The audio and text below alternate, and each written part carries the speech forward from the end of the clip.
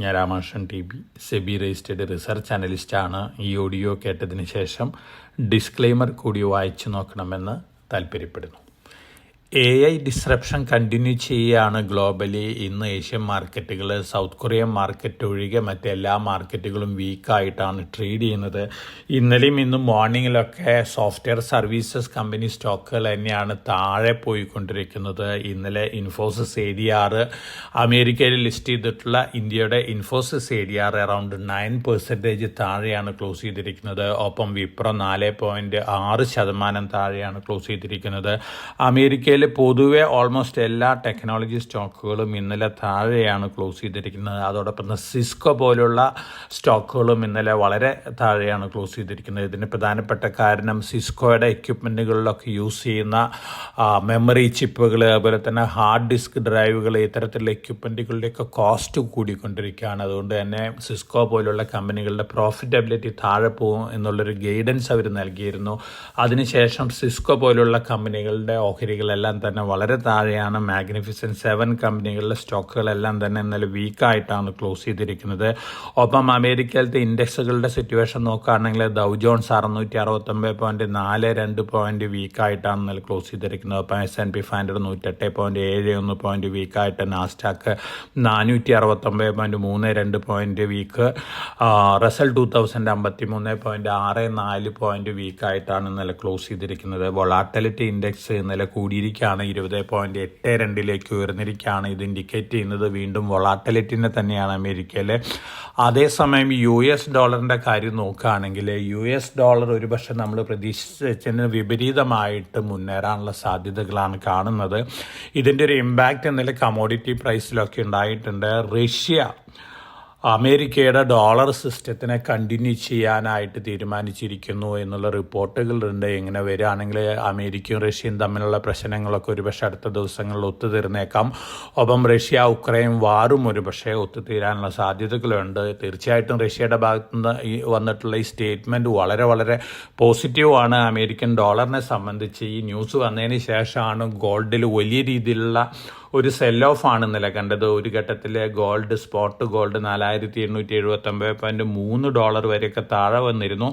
ഇന്ന് മോർണിംഗിൽ ട്രേഡ് ചെയ്യുന്നത് $4985 പെർ ഔൺസിനാണ്. അതോടൊപ്പം തന്നെ സിൽവറിൻ്റെ കാര്യത്തിലും ഇന്നലെ $85.1 പെർ ഔൺസ് ഹൈ ഹിറ്റ് ചെയ്തതിന് ശേഷം, ഈ ന്യൂസ് വന്നതിന് ശേഷം 73.86 വരെയൊക്കെ താഴെ വന്നിരുന്നു. ഇന്ന് മോർണിംഗിൽ ട്രേഡ് ചെയ്യുന്നത് $77 പെർ ഔൺസിനാണ്. തീർച്ചയായിട്ടും ഈ കമോഡിറ്റികളെ സംബന്ധിച്ച് US ഡോളറിൻ്റെ മൂവ്മെൻറ്റ് വളരെ ഇമ്പോർട്ടൻ്റ് തന്നെയാണ്. US ഡോളർ അപ്രീഷിയേറ്റ് ചെയ്യുകയാണെങ്കിൽ കമോഡിറ്റികളെ സംബന്ധിച്ച് നെഗറ്റീവ് ഇമ്പാക്റ്റ് ആണ് ഉണ്ടാക്കാൻ പോകുന്നത്.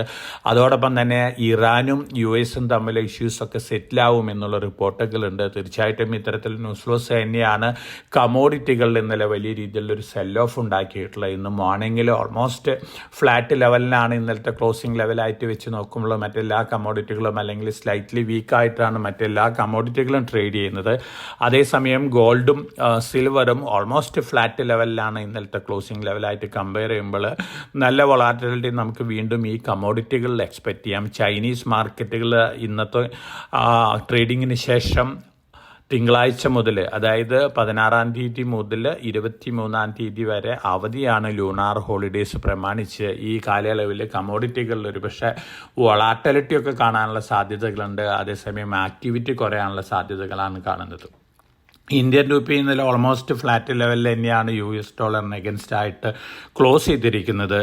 അതോടൊപ്പം തന്നെ AI രംഗത്ത് നിന്ന് വന്നുകൊണ്ടിരിക്കുന്ന ന്യൂസ് ഫ്ലോസ് എല്ലാം തന്നെ വളരെ നെഗറ്റീവ് ഇമ്പാക്റ്റ് തന്നെയാണ് ഒരുപക്ഷെ അടുത്ത ദിവസങ്ങളിലും പല സെക്ടർ സ്റ്റോക്കുകളിലൊക്കെ ഉണ്ടാക്കാൻ പോകുന്നത്. കഴിഞ്ഞ ആഴ്ചയിൽ അല്ലെങ്കിൽ കഴിഞ്ഞ ദിവസങ്ങളിൽ ഏറ്റവും കൂടുതൽ സെൽ ഓഫ് അമേരിക്കയിൽ നടന്നിട്ടുള്ള സ്റ്റോക്കുകൾ, ലോജിസ്റ്റിക് സ്റ്റോക്കുകൾ, അതുപോലെ തന്നെ ഇൻഷുറൻസ് ബ്രോക്കിംഗ് സ്റ്റോക്കുകൾ, റിയൽ എസ്റ്റേറ്റ് സ്റ്റോക്കുകൾ, ഇത്തരത്തിലുള്ള സെക്ടറിലൊക്കെ വലിയ ഡിസ്റപ്ഷനാണ് ആന്ത്രോപിക് AI ടൂള് ക്ലോഡ് കോവർക്ക് ഉണ്ടാക്കാൻ പോകുന്നുള്ള എക്സ്പെക്റ്റേഷനിൽ വലിയ സെൽ ഓഫ് ആണ് ഈ സെക്ടറിലൊക്കെ വന്നിരിക്കുന്നത്. തീർച്ചയായിട്ടും സോഫ്റ്റ്വെയർ ആസ് സർവീസ് രംഗത്തുള്ള എല്ലാ കമ്പനികളെ സംബന്ധിച്ചും പോസിറ്റീവായിട്ടുള്ളൊരു ന്യൂസ് അല്ല വന്നുകൊണ്ടിരിക്കുന്നത്, നെഗറ്റീവായിട്ടുള്ള ന്യൂസുകൾ തന്നെയാണ് വന്നുകൊണ്ടിരിക്കുന്നത്.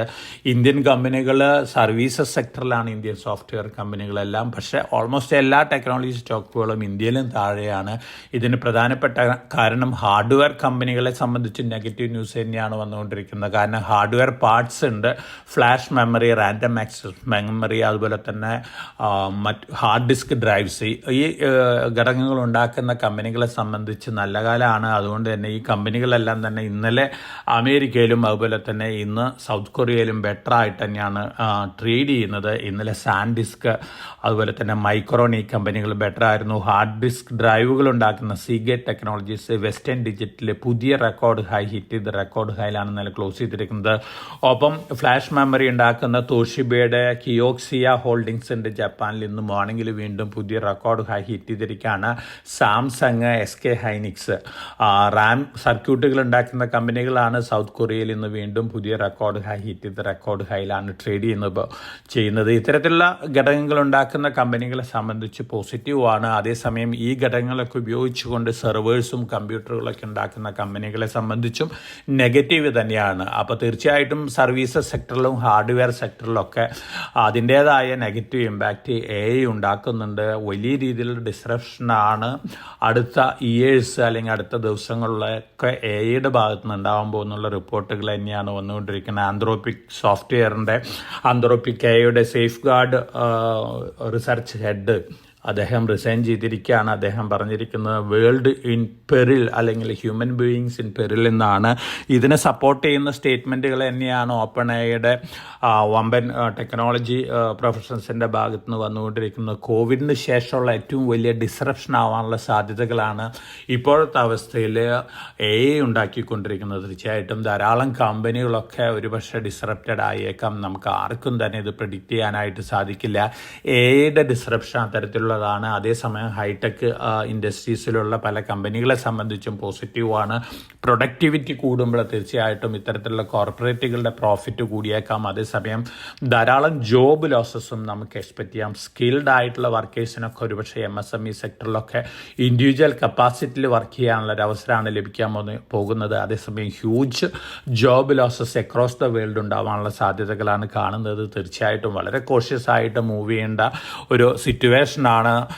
തങ്ങളുടെ ഇൻവെസ്റ്റ്മെൻറ്റ് ഭാവിയിൽ എത്തരത്തിലാണ് റിട്ടേൺ നൽകാൻ പോകുന്നുള്ളൊരു കാര്യം ഇപ്പോഴത്തെ അവസ്ഥയിൽ, പ്രത്യേകിച്ച് AI ഡിസ്റപ്ഷൻ ഉണ്ടാക്കിക്കൊണ്ടിരിക്കുന്ന ഈ അവസ്ഥയിൽ വളരെ വളരെ ബുദ്ധിമുട്ടാണ്.